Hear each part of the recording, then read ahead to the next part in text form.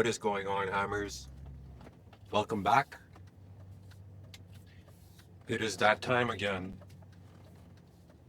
Time to hammer out another workouts. Okay, recap. Last time we did legs, and I still feel it. That is a really good workout.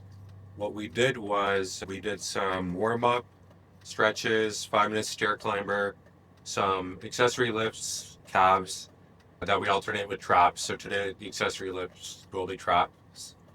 And what else? For legs, we did 2 sets of leg extensions, supersetted with LPRs, length and partial reps. Then we did 2 sets of leg press, 20 reps, high reps. The leg extensions were 36 reps, so also high reps, but as high weight as possible, going for failure. And on the leg press, the first set was 20 reps. The second set was a superset with slightly higher weights. And the superset portion was a drop set. And after that, we did 6 sets of hack squats, 20 reps, pass to grass, as they call it. I didn't make the name, but that's a really good bulk of the leg workout, is those extremely deadly hack squats, 20 all the way up, all the way down, full range of motion. We are all about intensity. So this is intensity-based training.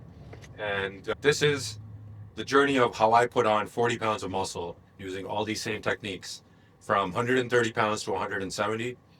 And after the hack squats, we did single leg press to failure. We took one leg at a time to failure after all of that pretty exhausting work. And that is such a good leg workout. I think I probably put on 20 pounds of muscle on my legs naturally from that workout. The other main points are the 3 protein shakes per day. That is key. Protein increases rate of protein synthesis, the number one factor to muscle hypertrophy. And getting it through a high quality protein is actually very beneficial because it has the full range of amino acid profiles and it absorbs the best. So I know it seems like overkill, and maybe you're thinking, is it even healthy? It's totally fine. It's just dried milk. It's just a convenient way of doing it. I'd rather do it that way than eat a pound of beef. So we gotta make sure we do that. Quick recap on those shakes. The way I make it is I use a bullet blender in the morning, and in each of the bullet blenders, I put a 1/4 cup of chocolate milk, a 1/3 of a banana, a scoop of oatmeal, a scoop of protein, and a scoop of creatine. Yes, that does mean 3 scoops of creatine per day. That's how I do it. That's how I've been doing it for a year, and that's how I recommend you do it. I know that the limit online for creatine is 5 grams per day. Now, that's a very outdated study. There are additional benefits for the brain beyond 5 grams, and they start at 15 grams. Specifically under the conditions of sleep deprivation, creatine increases ATP. I'm not going to pretend to be a biochemist, but it's adenosine triphosphate, which I believe is the energy molecule for the cell. And every time you have a muscle contraction, you use up all of the local ATP around the muscle. So it just helps run things smoothly. And the same thing for the brain, you need ATP. So I just load up on all of that with the 3 shakes. After that, I don't really watch my diet too much. I just try to get a lot of protein. I do recommend trying to get 250 grams of protein per day. Currently, I only get 150 grams of protein, but I gotta work on improving that. So my current goal is to get to 180 pounds of muscle at 9% body fat. I think I should be around 9% now. I'm at 170 pounds and I started from 130. These natural techniques really worked, intensity-based training techniques.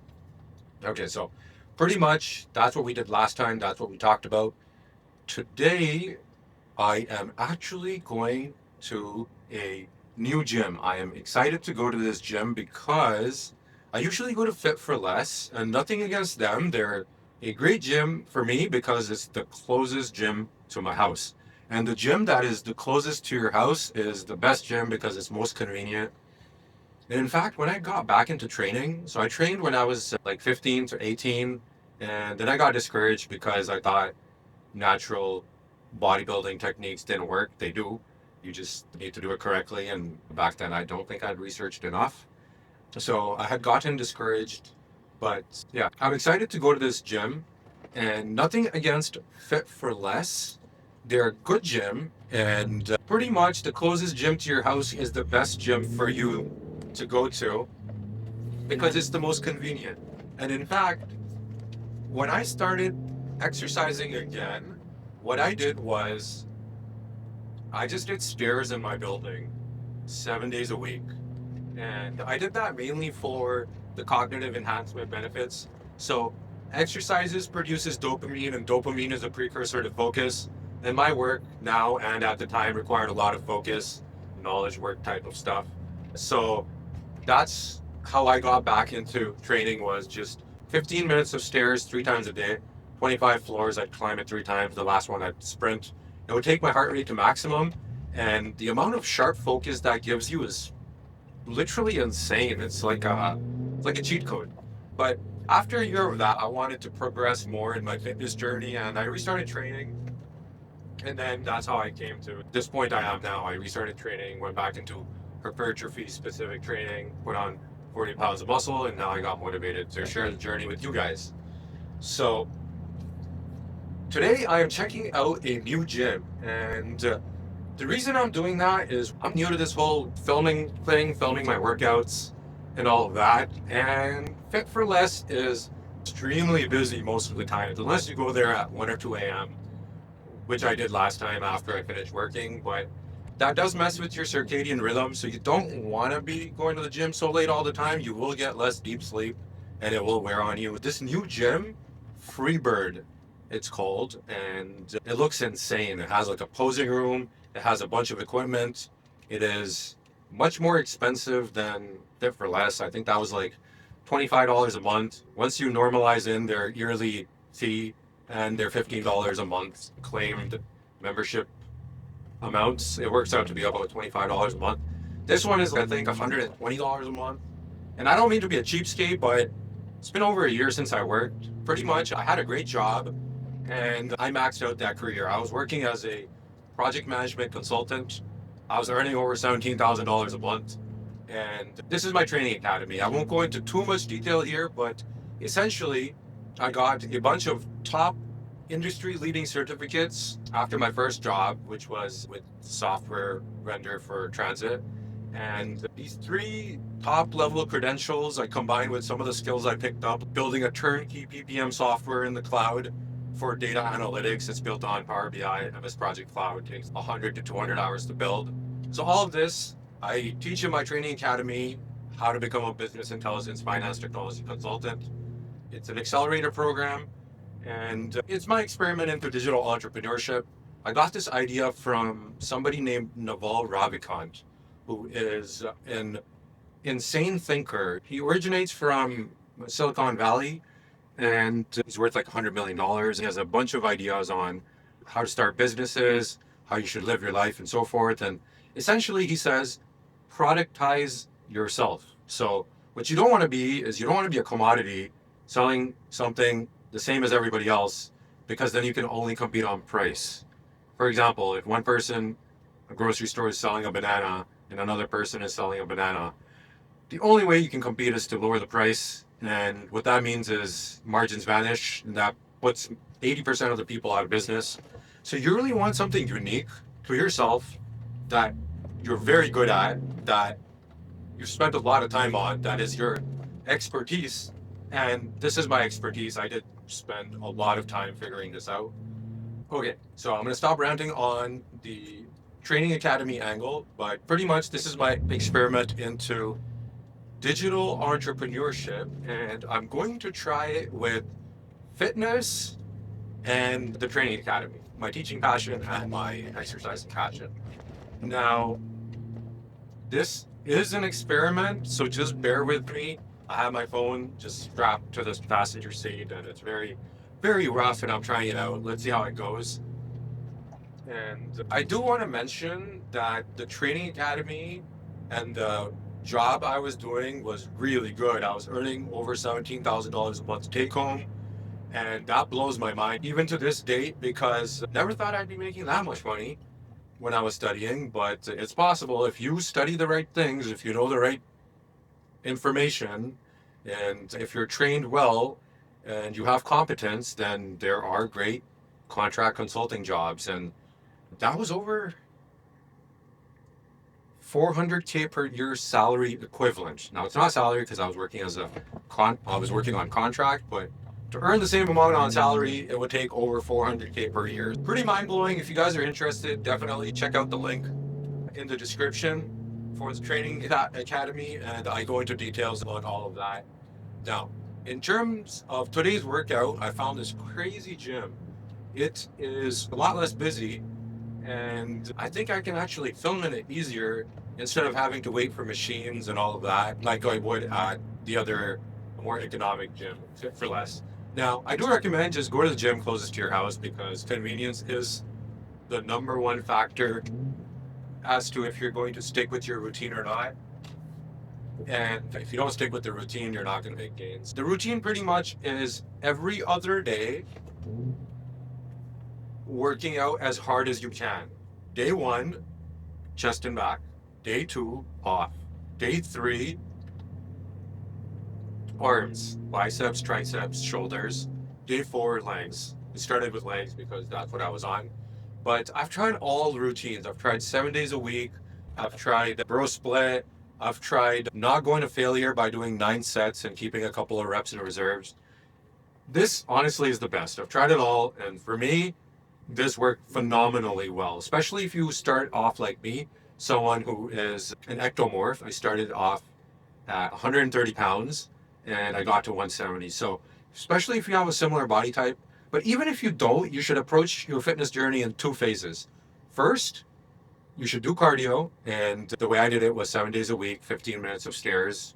I just open the door, the stairs are right next to my main door, and then I can go up the stairs immediately. As soon as I'd wake up, I'd get that done in 15 minutes. I'd go take a shower, and my morning routine would be done in half an hour and 45 minutes. So I did that for a year, and I got a very conditioned base, and then I started adding muscle. You can definitely mix the two. You can do the cardio along with the weight training, but segregating it or separating it is how I started, and it did work well. Okay, let's switch gears. Literally, let's switch gears. Today's workout, we are going to be doing chest and back. And now I am coming off of an injury, and I pulled my back on seated rows. So I'm a little bit apprehensive. I don't want to injure it, although it's been over 10 days, and my back is feeling pretty good. So I think we should be fine. Yellow light. Okay. So I think we should be fine from that angle. Now, for this workout, what I do is 5-minute stair climber, as usual, and that raises the core body temperature. After that, I do my stretches, just some basic leg stretches, back stretches. Bird dog I like to do just because of the recent injury and all of that. And bird dog is very good for your lower back. So if you're prone to getting lower back sensitivity, I do recommend incorporating that into your warm-up. After that, I do accessory lift, which is, I alternate it every workout. So last workout, my accessory lift was calves. And then this workout, my accessory lift will be traps. So I do traps as accessory lifts. Once I have that taken care of, I switch to the main workout, which is going to be starting with pull-ups. So the main workout that I start with is pull-ups. I do 3 sets of pull-ups. Now, so the reminder is, in Hammer Fitness, in this channel, us as Hammers, the approach is intensity-based training. I've tried almost everything. I've tried a lot of training styles. It's not about lifting as much weight as you can. That isn't the primary driver of hypertrophy, the mechanism of muscle growth. The primary driver is intensity, going to failure, time under tension, leaving 0 reps in reserve, and using partial reps, rest pauses, drop sets, supersets to ensure that the muscle is truly fatigued. So that is the approach. That's how I put on 40 pounds of muscle. That's exactly what I'm going to be using to get to 180 pounds. My goal is to get to 180 pounds, 9% naturally. and intensity-based techniques. So that's what we're after. So we start with pull-ups, 3 sets of pull-ups, each with lengthened partial reps. Now, what does that mean? Lengthened partial reps are half reps or quarter reps at the end of the set. Make sure it's still recording. Okay, so 3 sets of pull-ups with lengthened partial reps, and that is proper lat work. So I usually do about 15 to 18 pull-ups. You got to do them clean. Just train them clean from the beginning, all the way up, all the way down. Full lat stretch at the stretch position. Just make sure you do it properly, because we're not about counting the reps. The muscle doesn't know how many reps you did. The muscle just knows what quality of stimulus it got. The quality of the stretch, the time under tension, the intensity, and so on. So just train it correctly from the beginning and you'll have a better time. Once you increase the amount of reps you can do, they'll all be clean, and it's just much better than trying to bang out a lot of reps now and just doing it half-assed.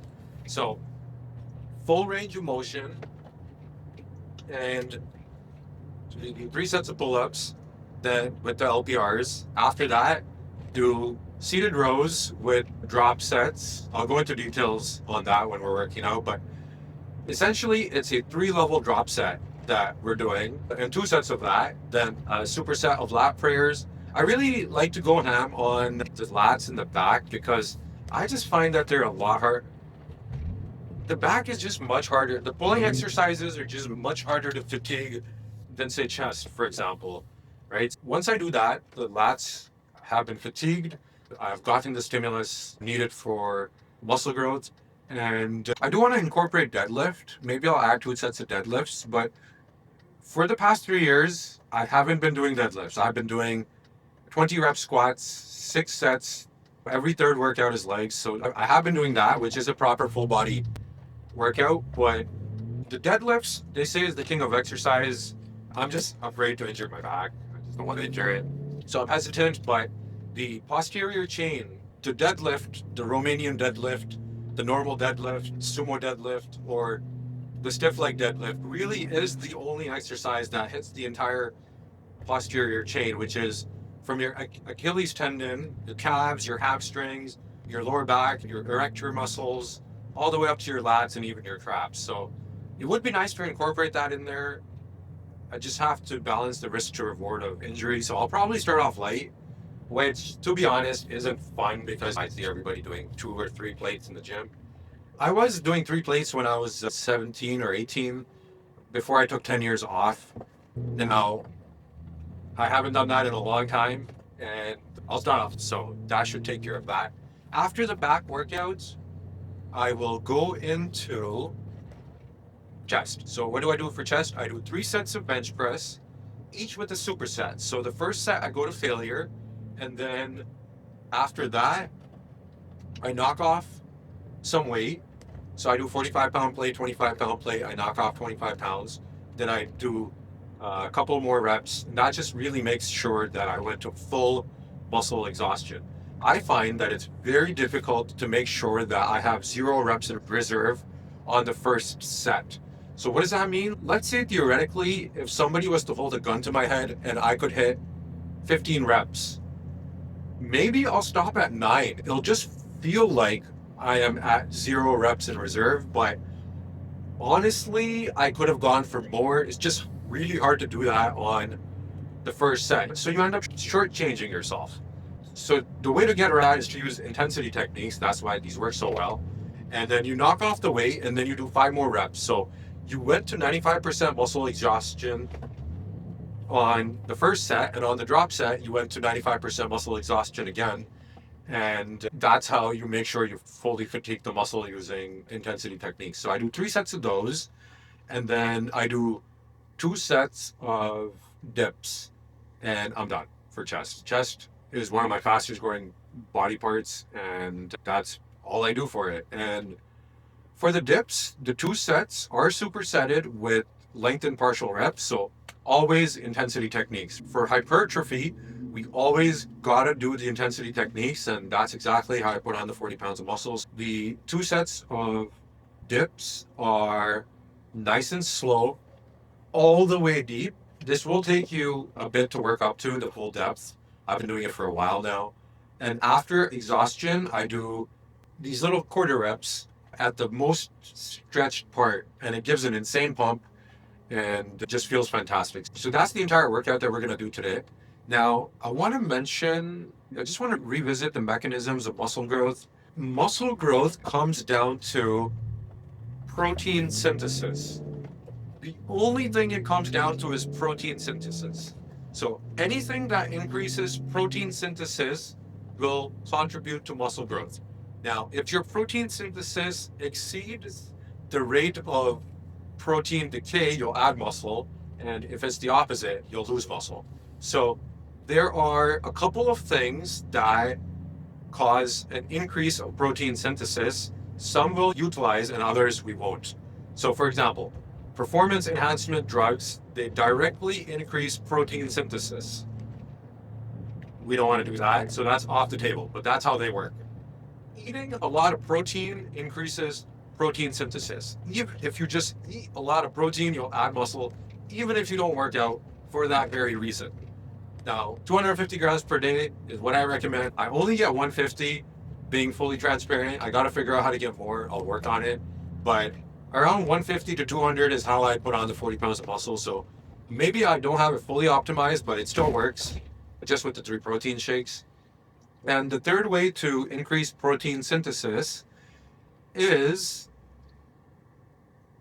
exercise. And going hard, time under tension, reaching muscular failure increases protein synthesis. It is literally the last few reps that are the most important. So all of these intensity techniques directly contribute to maximum protein synthesis increase by stimulating the muscle as hard as possible. I know there's literature that says don't go to muscular failure. It's better to leave a couple of reps in reserves. I say bullshit on that because I've tried it, and if you start leaving a couple of reps in reserve, you will not grow. And as natural athletes, we need every mechanism to our advantage optimized that we can. Every workout, no reps in reserves, go ham, go as hard as possible. So that's the 3 elements that contribute to increased muscle synthesis. And today we're going to do chest to back. Last time we did legs. Now, I am excited to go to this gym. It is a gym that is massive, and I gotta find it. I'm going to continue my driving, and I will see you guys at the gym. All right, we have made it to the gym. I'm going to start with warm up the shoulders. So 30 reps of side laterals. Pretty crazy gyms. Let me show you guys.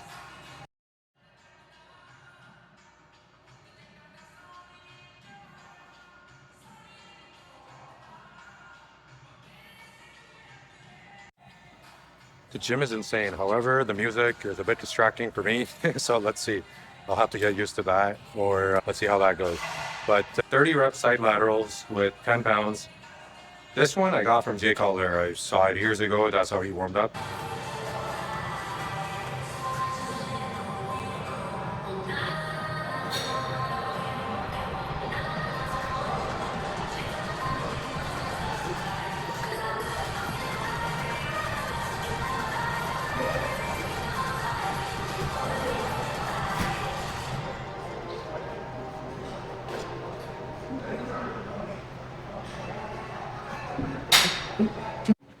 Okay, next is some quick stretches, and then 5 minutes of stair climber, and then we'll begin the actual count. These bird dogs look silly, but they protect your lower back.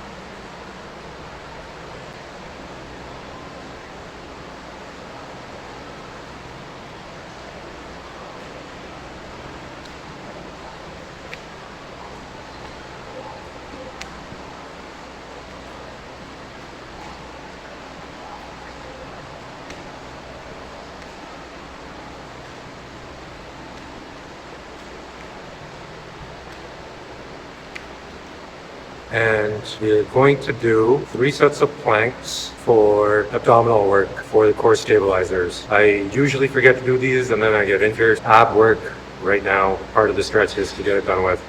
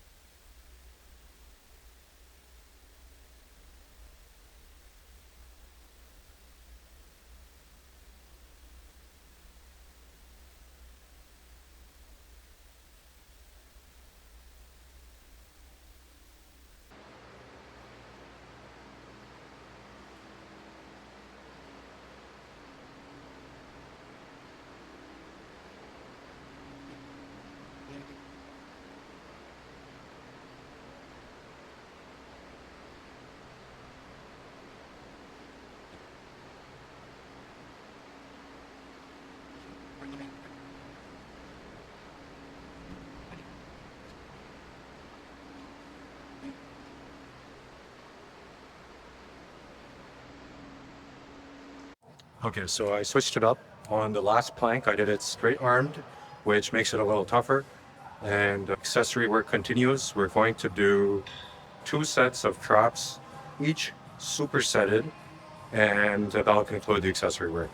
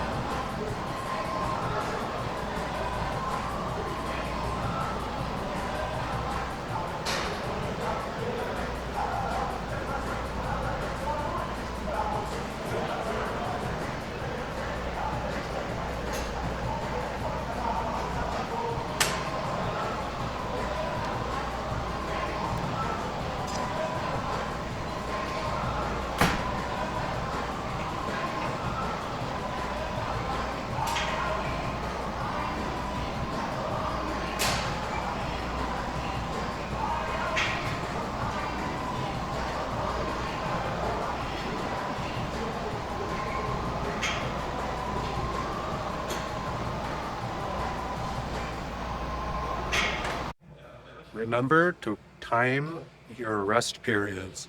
So I'm doing a 1 minute and 30-second rest, but even just that first set, like all my traps pretty exhausted.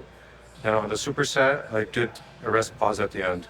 Then do one more set of traps with the drop set.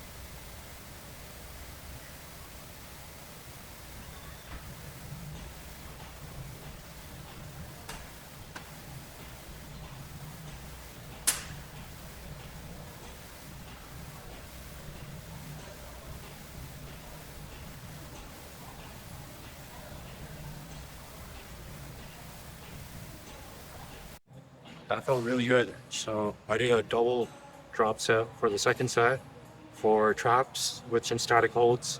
Static holds are another intensity technique. Next, we're gonna do 5 minutes of stair climber and I'll conclude the workout and then we can do chest and back. Maybe stair climbers, just speed 5 minutes. I'm going for you guys. Speed 5 minutes, Stairmaster. All right, now we're going to do 3 sets of pull-ups, each with LPRs, length and partial reps.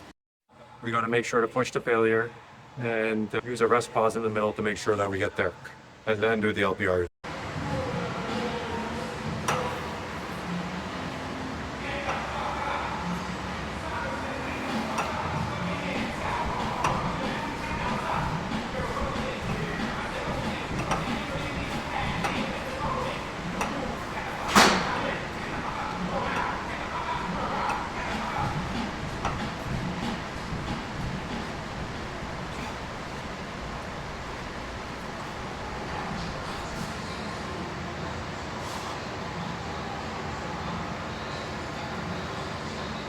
Okay, so the bar kept rotating there, which made it harder, so I gotta change this setup. The rotating bar, I can't get a grip.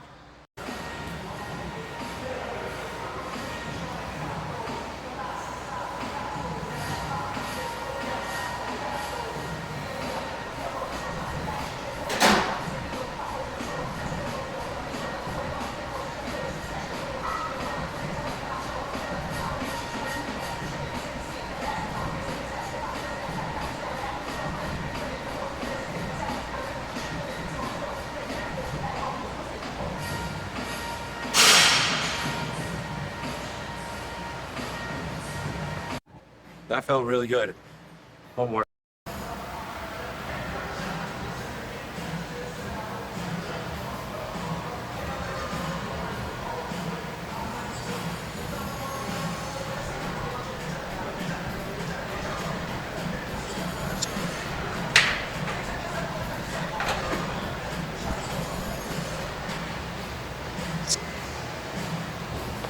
Okay, next we're going to do seated hammer cable row. 2 sets. The first set will be an ignition set. That is pre-exhaustion. And the second set will be a triple level drop set, which will be the main working set. Okay, so on this exercise, I'm gonna start with 100 pounds.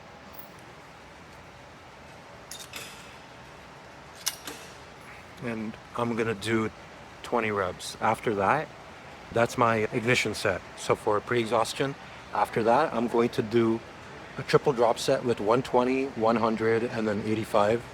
Now, I gotta be careful on this one because this is the exercise I injured my back on 10 days ago. And what I was doing wrong was you gotta lean forward, not back. So I gotta make sure I lean forward or stay straight and not lean back. And the second is I didn't flex my abs when I was doing this exercise, which doesn't stabilize the core. So those 2 things should correct it, but I'm gonna go a little bit lighter and dial down my form to avoid injury. And in the future, once I get it down, I can increase the weights later on.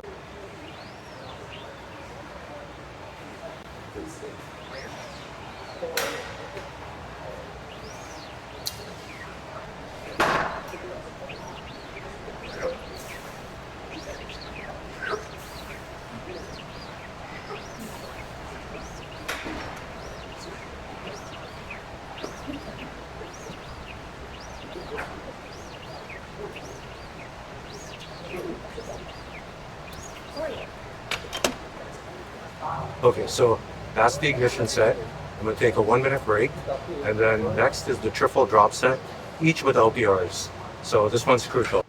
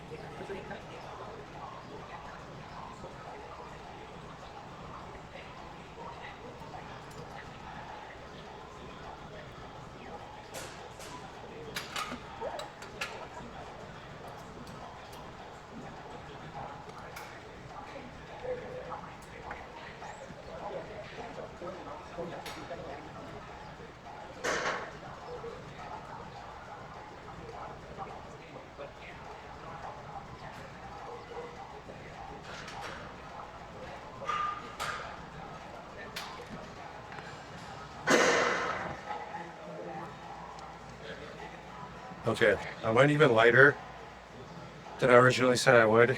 I just want to get the form right on this. I always arch my back too much backwards and relax my abs, which causes me a back injury. In 3 years, I've done that 3 times, so back injury, the same exercise. So I'm going to keep it light on this one, and I'm going to dial in my form. There's got to be a way to do it properly, so I'm going to work on that.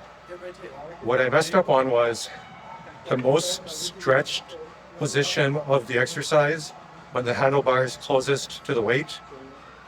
Not all of the reps, I went full stretch, and full stretch is the most anabolic part. So that's my area of improvement. Got to get the full stretch. Okay, so next, I'm going to do deadlifts. Now, usually I do lat prayers here. I do 1 superset, but I'm going to do deadlifts. Now, I haven't done these in a while, and I think what I'll do is I'll alternate deadlifts and lat prayers for the back workout. One back workout I'll do deadlift, next back workout I'll do lat prayers. I do need to be careful here because I want to tweak my back. I'm going to try it out. Let's see how it goes. First is just a warm-up set. Let's see how this feels.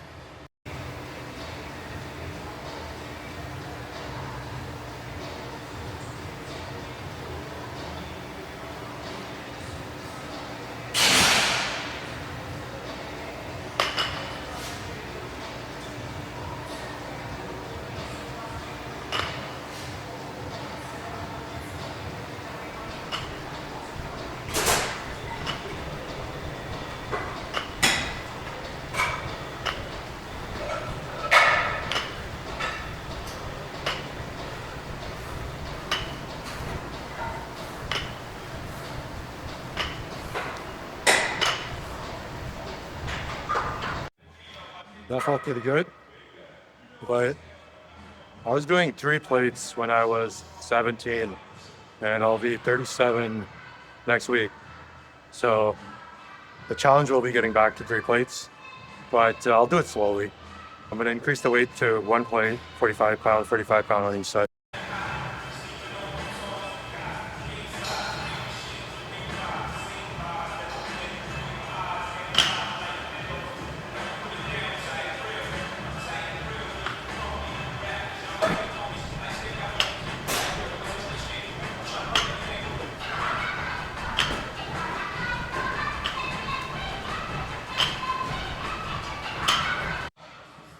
Okay, so I'll do 3 sets of that, so 2 more.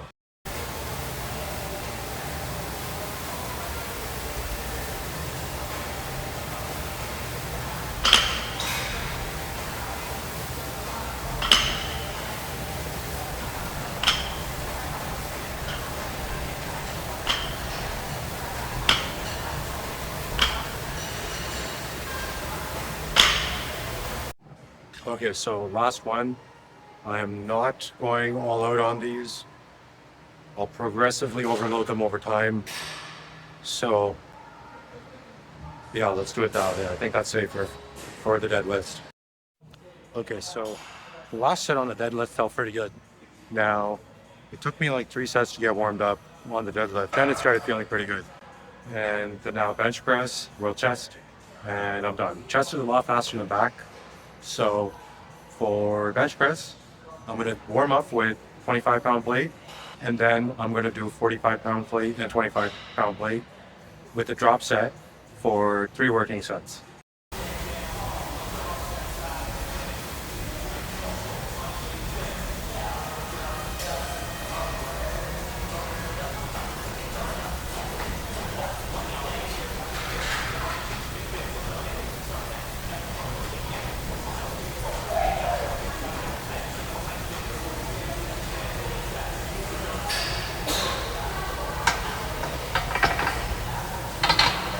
Okay, so usually I get about 8 reps with this weight, but let's see how much I get after a 10-day break.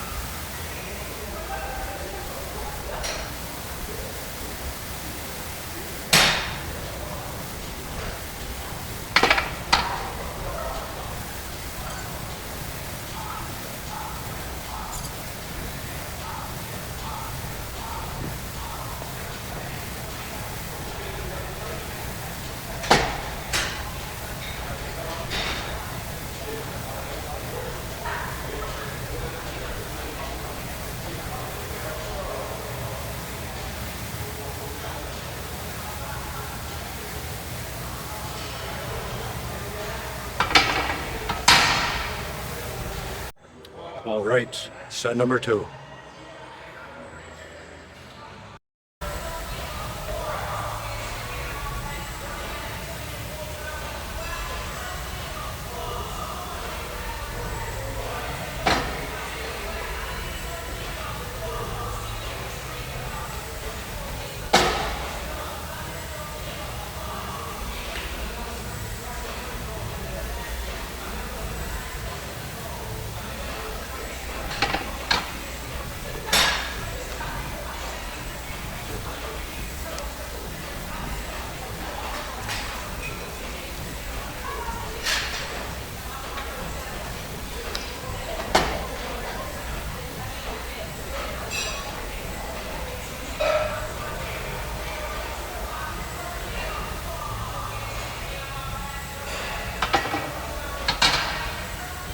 Okay, set number 2 was sketchy. I barely got that up on the 3rd rep. And this machine does some mechanical handoff, which I'm not used to. So in the beginning, I had a false start. Usually I can get about 5 reps with 45 and 25 pound plate, but I think I lock it down a little bit on the weights just until I have a few sessions under my belt after the 10 days off.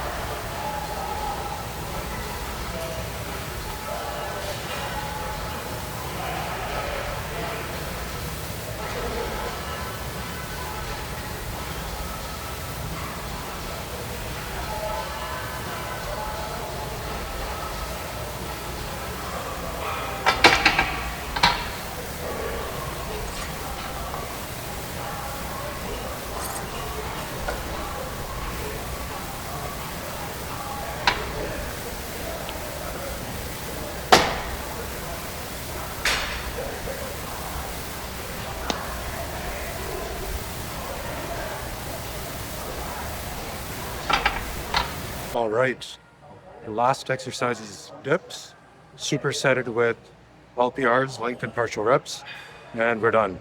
So it's gonna be 2 sets of these. This is. That's right. That's it. Yes. But that's so now. I think she. Knowledge. Race.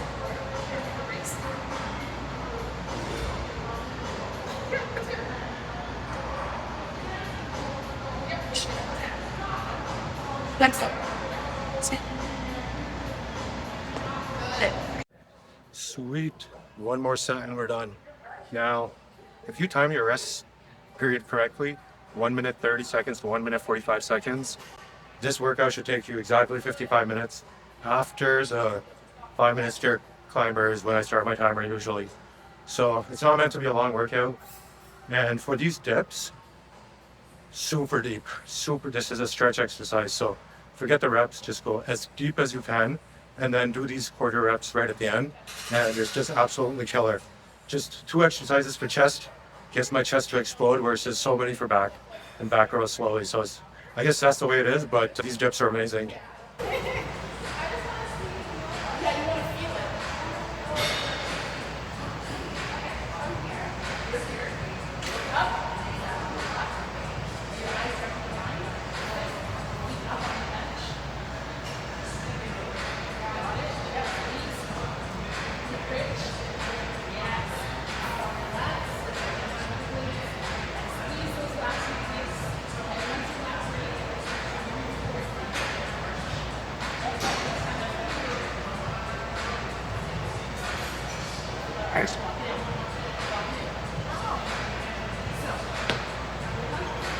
All right, sweet, we're done.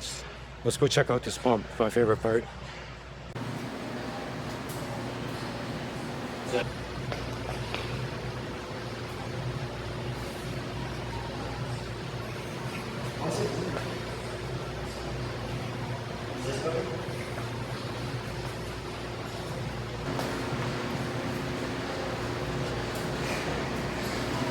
Okay, so donating, you have to work out over your earnings.